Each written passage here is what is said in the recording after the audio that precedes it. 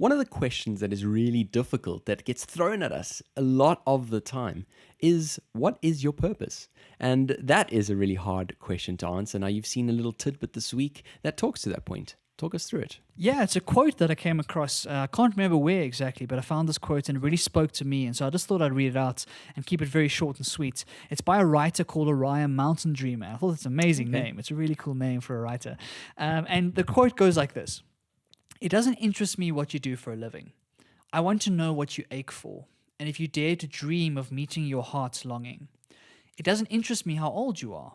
I want to know if you will risk looking like a fool for love, for your dreams, or for the adventure of being alive.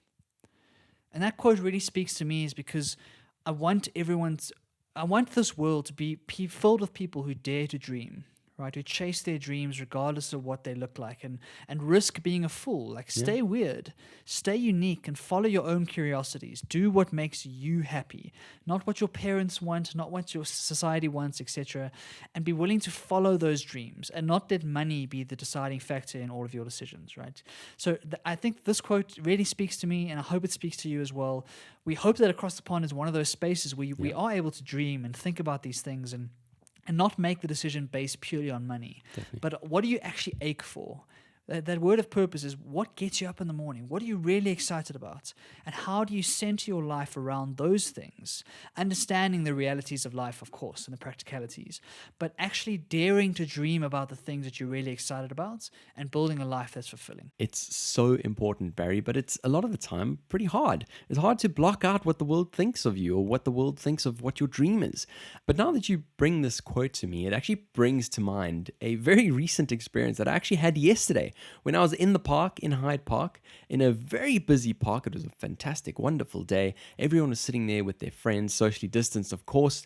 And out in the distance, you've got this guy running up and down, really, really randomly, I'll be honest, in a black suit, which had blue accents, with his blue ribbon, doing ribbon dancing. And not just for 10 minutes, he literally did for the whole day. And in his mind, he was not in the park. There were no people around him. He was in an arena and he was in the zone and he was prancing and standing and flicking this ribbon and jumping and literally had all of the sort of facial expressions you'd expect in that kind of circumstance. And although we did laugh initially and it was really funny, I turned to my friends and I said, I wish I could not care about what people think as much as this dude does. And he's got it. He's really got it. He's found it. And so as much as we had a giggle initially and as much as it looked ridiculous, I love the fact that there are people out there who just don't care. And I need to take a page from his book. That's such a cool story. That is true freedom, right? That is true freedom. To be someone like that and to be in that space where you're so comfortable with who you are and what makes you happy that you're willing to look like a fool in front of other people. And there's so much we can learn from those people. We spend so much of our lives worried about what other people think about us. We worry about what they see of us. We try and put on this mask of the person we think they want us to be.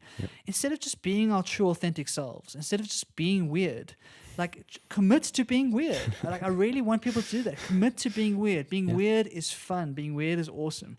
And it really shows you're authentically being yourself. And even though sometimes people might laugh at you, people might hate on you, you might get some not so good feedback, you got to let that kind of drift away and kind of put that aside and really focus on yourself. Because at the end of the day, what matters is that you are fulfilling your own journey. You are on the right path for yourself.